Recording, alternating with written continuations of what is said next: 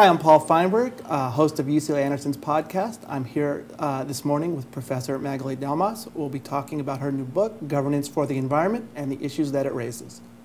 Your book addresses the need for government regulation as it relates to the environment. But let's start kind of at the beginning. Can you kind of state the problem, state the issue, and state what needs to be done? Actually, our book suggests that we need more collective solutions to solve environmental problems, and that government or regulation by government might not be the only solution.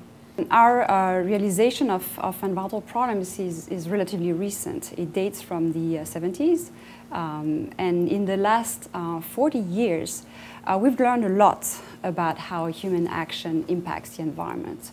And every day we learn more about climate change, about the loss of biodiversity, about the depletion of fish stock, the impact of toxic chemicals on our health. And so there's just this rapid realization that if we don't do anything, entire species might just disappear.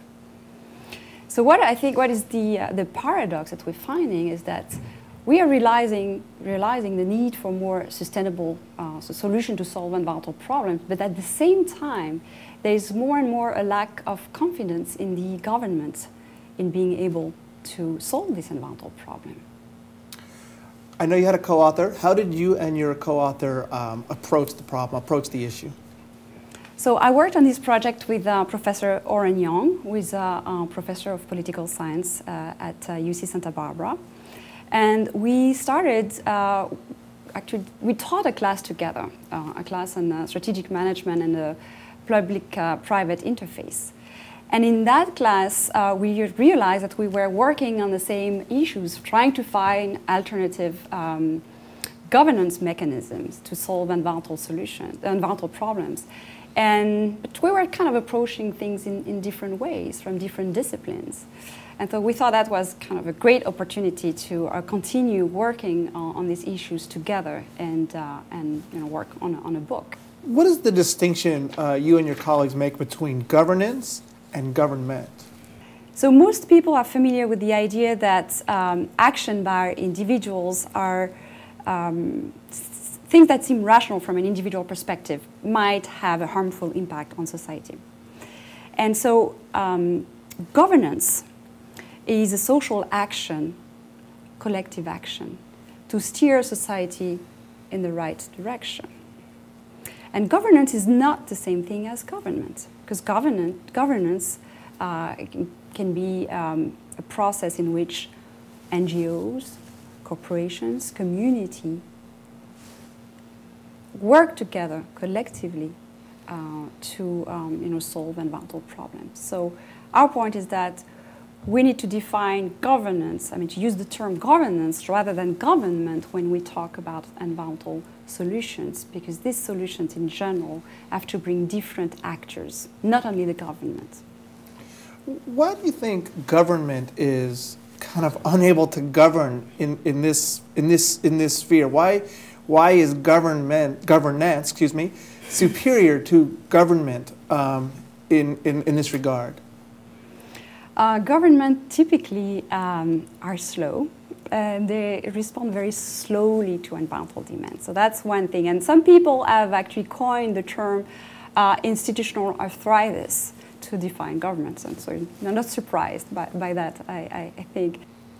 I saw the term hybrid governance. Can you talk a little bit about that? What is hybrid governance, and how is it applied in this context?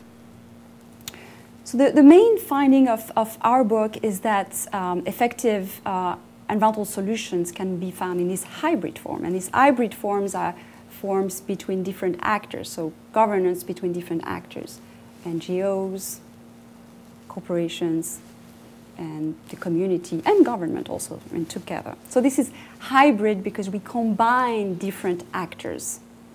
So for example, we can think of voluntary agreements between firms and regulatory agencies where firms commit to reduce their emissions in exchange to for regulatory flexibility.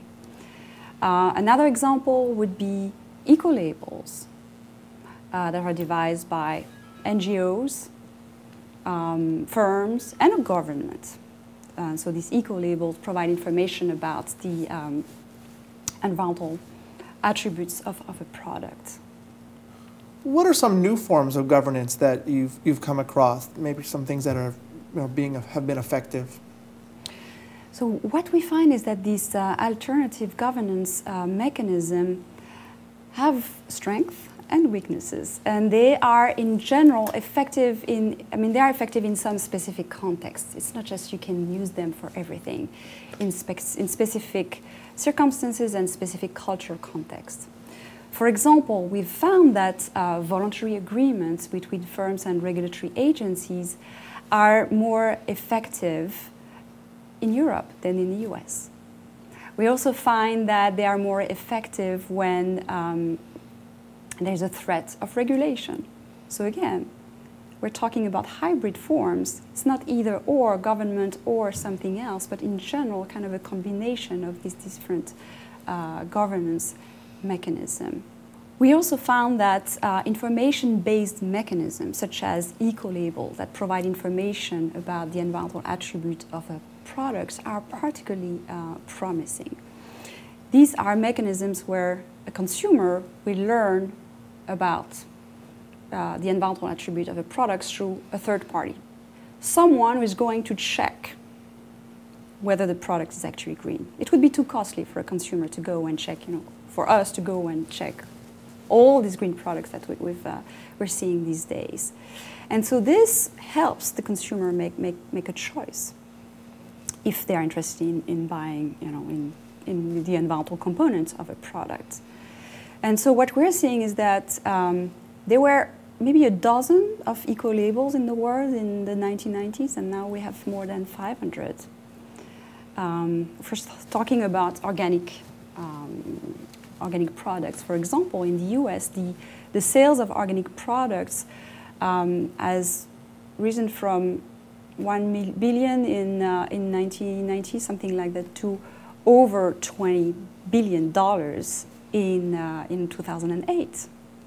There's a very rapid growth of organic products, eco-labels. Yet they cannot be used to do everything. They cannot solve all environmental problems.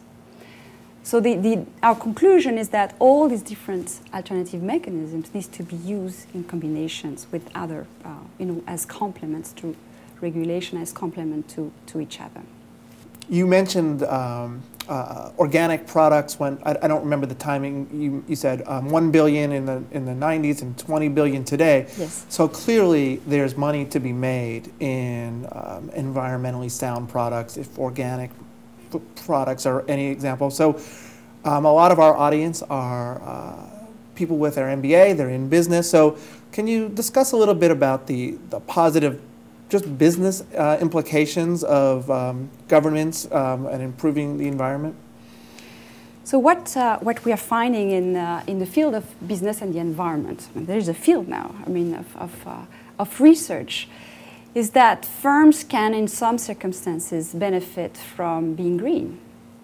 They can, and that's the case of organic products or green products, they can find new markets, they can differentiate their products and attract this part of the consumers interested in these environmental attributes. We find that by adopting green practices, firms can reduce their risk of accidents, risk of oil spill, for example, and then reduce their potential liabilities. We also find that they can become more efficient, reduce their waste, reduce their electricity input.